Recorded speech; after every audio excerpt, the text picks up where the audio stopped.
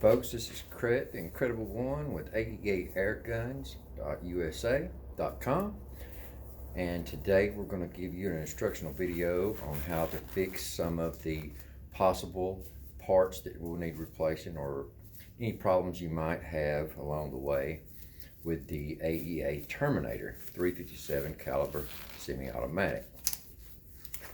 Never a bad idea to protect your hands, especially when dealing with lead residue in the barrel, on the barrel, down the shroud, in the baffles, anywhere that lead residue is present.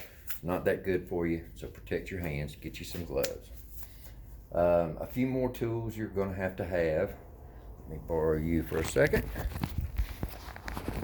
It's good to have a set of Allen wrenches. I prefer the T-handles. They're a little bit easier to break those tough lockdown bolts and screws with. You're going to need a hammer, some kind of punch, either one like this, a scratch-all, or a punch, and it'll need to fit. Well, we'll get to that later. You're also going to need some silicone grease. This you can order off Amazon or eBay. It's not that expensive. And if you're going to be an air gunner, two very important points I want to make. Number one, be prepared at all times to have to do your own repairs. If not, you're going to be spending a lot of money on shipping and handling, trying to get guns back to manufacturers or sales associates for repairs and warranty work. It's really a whole lot easier on you to just get over the fact that you're going to have to take the gun apart. Sometimes you're going to have to replace. The most common thing is O-rings. Make sure you get a good supply of O-rings. This is just a sample of what I have, and trust me, you can never have enough O-rings. When time comes and you need one, don't be frustrated because you don't have the right size. Anytime you run across O-rings anywhere, if you can afford it, grab them up, put them in your little assortment here, and try to always have what you're going to need. There are a lot of O-rings in PCP air guns. This is a high-pressured system, and it requires an O-ring just about at every point where one part meets another. All right, you're also going to need some sort of hammer. I've chosen a small ball peen in this case, and that should roughly be it. Now, to your gun. We're going to address several problems and several fixes that you can do if they occur on this gun or any PCP air gun. So, first thing to do, remove any optics you might have. Second thing to do, and it's another good thing to have a vise, which is what I have underneath this towel. I do have soft jaws in my vise, but they're not quite the full size, so I've chosen to throw a towel over it just for a little added protection. Don't want to scratch and mar up my gun as it's going in and out of the vise. Now I'm going to put you on the tripod and hopefully get a little bit still coverage of what's going on here. As needed, I will bring it out and show you close up anything that we need to show close up. All right. Maybe that'll work for now. Okay. Anytime you're dealing with an air gun, PCP break barrel, or any other kind of gun, first thing to do, remove your magazine. Make sure the chamber's clear. Check it out however you have to. Make sure the gun's on safe. Step one. Now, anytime you're going to do any work on any type of PCP, very important, don't skip this step. People have been severely injured, and I'm sure out of commission for quite some time by not following this very important step, and that is bleeding all the air from your system. Now, this particular gun has two air reservoirs. One is the bottle on the back, which is also used as a stock, and two is the reservoir up front, which is where underneath this cap you would stick your field probe to fill the gun system completely, the whole system. It fills up the front bottle with the probe in here, and it goes through the system and fills up the back bottle as well. How you bleed the system, you are going to need a 3mm hex head Allen wrench. And what you're going to do is there's 4 holes, excuse me. Yeah. 4 holes, 3 holes. 3 holes around this particular part,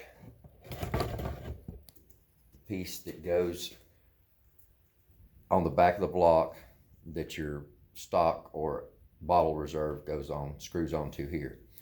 Now the good thing about the bottle in the back is you can unscrew it, and as you do, it has a valve here that will seal itself, so you're not going to lose but just a tiny little of air, which is oh so precious to an air gun. Now that bottle is out of the way, we can get to taking the air out of the rest of the system, which is going to be this front air tank. Whoopsie, get that a little tighter in there. Okay. On this top hole, there's a nub screw in here. Like I said, that's going to be a 3mm hex head.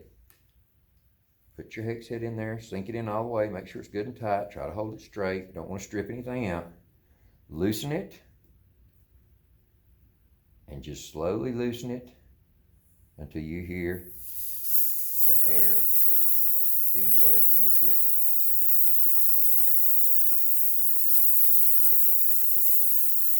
If you like, keep an eye on your air gauges, either the end of the front reservoir or on the side of the gun, until you hear it running out of air. Double check though, sometimes they might stop bleeding out air because the O-ring gets in the way.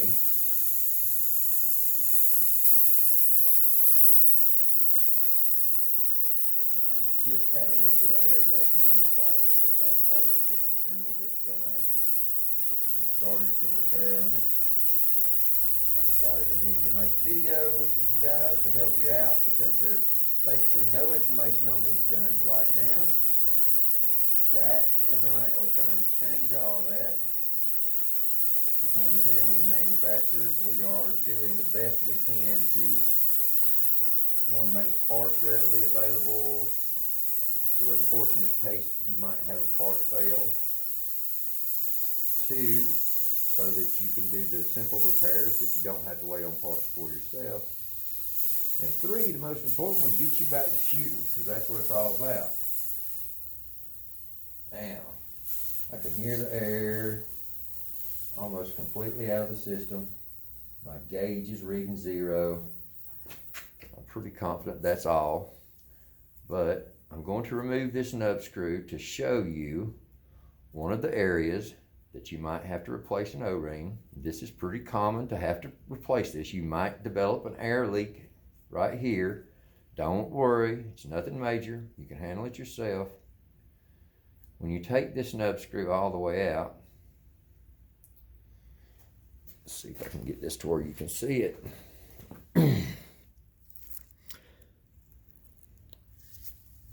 Here, focus. You'll notice that there's a little nipple, if you will, poking up here at the end of this nub screw. And that is cut and designed to fit into the bottom of that hole where it will seal off. But, like I said, pretty much everywhere one part connects to another part in a high-pressured system, you're going to find an O-ring. And the O-ring's job is to, when the air is pressurized into the system, it will push the O-ring out and seal up any cracks or holes around the opening, and then your air will hold without leaking out. But as with any part, especially something that you will be using loosening and tightening at any given time. Parts wear out. O-rings are nothing more than nitrile rubber most of the time, so they're not very long. The longevity of their life is not that good. So let's see if I can find my flashlight. Here we are. Now, if you don't see the O-ring attached to this nub screw anywhere, take your flashlight and shine down in that hole, and I'm sure you will see it.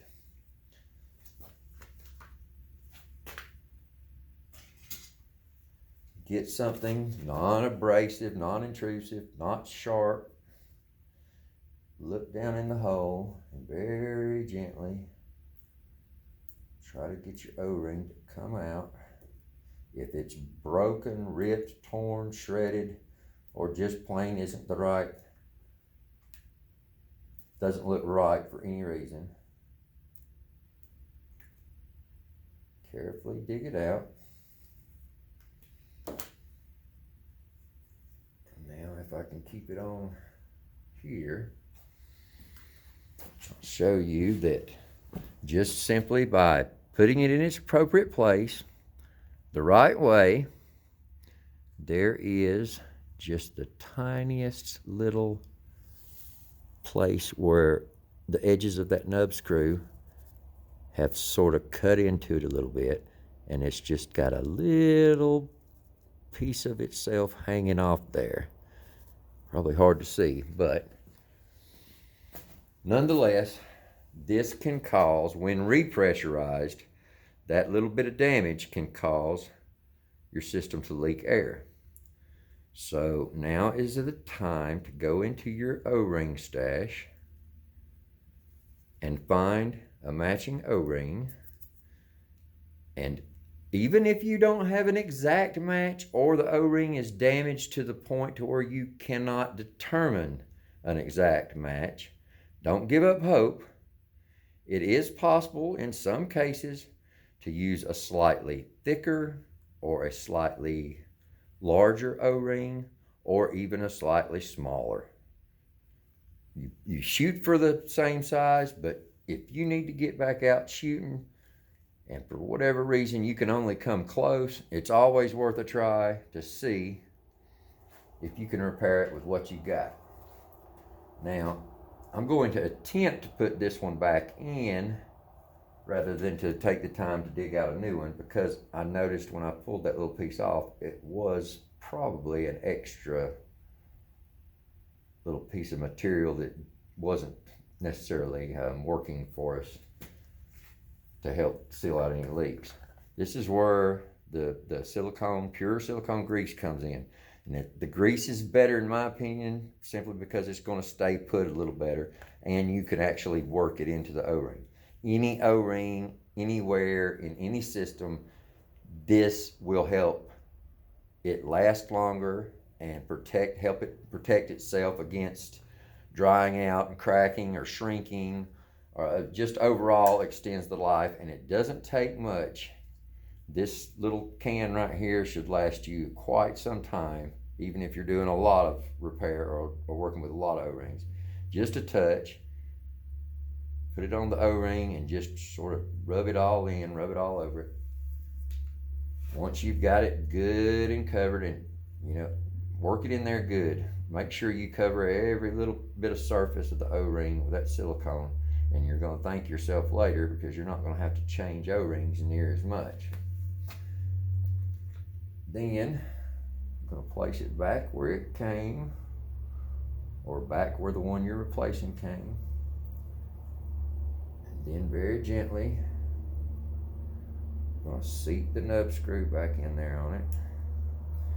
And slowly and carefully tighten that nub screw back up, in hopes that it all goes down there perfectly the way it should, and seal off with no damage to the O-ring, and completely take care of any spots where air could leak out of your system. Just a snug tighten. Don't need to overpower it. Don't need to tighten it too much. Just snug it down there. When we're through with the repairs, we'll see if we did a good job and if air is in fact holding in our system. Now, to remove the front air cylinder, just like you open a jar, you're going to twist the air cylinder. It might be a little tight at first. This one wasn't, because as I said, I've already disassembled this gun and done a few repairs. Nothing that we'll miss. We'll go over everything. But keep unscrewing it. And now if this is the least little bit hard, once you broke it free, if it's got any tightness to it at all, double check and make sure you've let all the air out. Because typically, can't hold me to this being always the case, but typically if there's any pressure at all in this cylinder, it is going to be a brute to get unscrewed. But if all the air is drained from the system and you shouldn't have any resistance, it should unscrew very easily once you break it free. When you're removing it, make sure not to drag it across this O-ring, because that is another place. We don't want to cause any damage to our O-ring. Keep our work to a minimum here. But as I said before, anywhere there's a connection, you're going to find an O-ring. Now we're going to remove the barrel shroud. Again, very easy. Just loosen it, lefty loosen like you would any other jar or thread, except for a left-handed thread.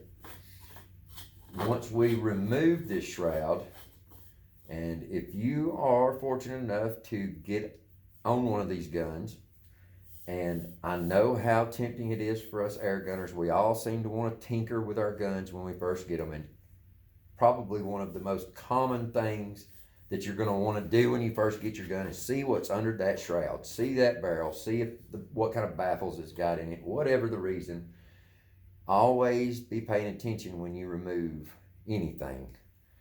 Pay close attention to which way it goes, how it's put together, any place that might be swapped around backwards that could cause problems, because believe me, this is one of those places with this gun. This is a semi-automatic air gun, and the system depends on everything to be in its proper place.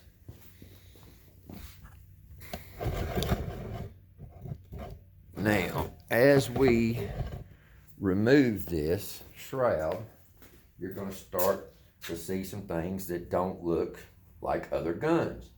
A big spring around the outside of the barrel, a rod running down the side of the barrel. These are very important parts of the system. Don't do anything to it if it's working fine, because the system is set up from the factory to be in its right position and to work properly. If there's a problem and you haven't taken anything apart and you haven't touched anything, then it's a problem that needs to be addressed by one of us, and we'll do the right thing to get it back working for you. But some people will make a simple mistake by not paying attention, such as the baffles in this shroud, which help to make your air gun quieter and also help the system to work smoothly. Each baffle, and there are several in here, is shaped like this. It's just a little aluminum cup, flat on one side, hole in the middle, and a cup style on the other side. Each one of these baffles must be cup facing back towards you, back towards the block of the gun, flat side forward. Each one of them stacked on top of another. Here we see 6 total, and they all are flat side forward, cup side down, and they all go together the exact same way in any order. It doesn't matter if you get the last one on first or the first one on last. As you see, they're all the same, but they must be flat side forward towards the end of the barrel. This is important because this system uses what air is stripped off your shot. It pushes the air stripped off back through the shroud, at which time it pushes backwards on the block, on this little block here, which pushes spring tension backwards here. Your next round in the magazine will advance forward, and then this spring tension, once the air pressure has been relieved, will pull it forward, pushing the next round into the barrel, ready for the next shot. This rod which is one of the repairs that I had to make, had stripped out of the threads going into this bolt, which is where it connects. I have taken this rod off, and I'll show you what I did to it, but all this has to be in check for the system to work properly. This is my gun, my personal gun, and I am not ashamed to say I have personally put 6,000 plus rounds through this gun in a very short time. If you haven't seen by now, I'm sure you will see the first shots I took out at the lake when Zach got the gun to me.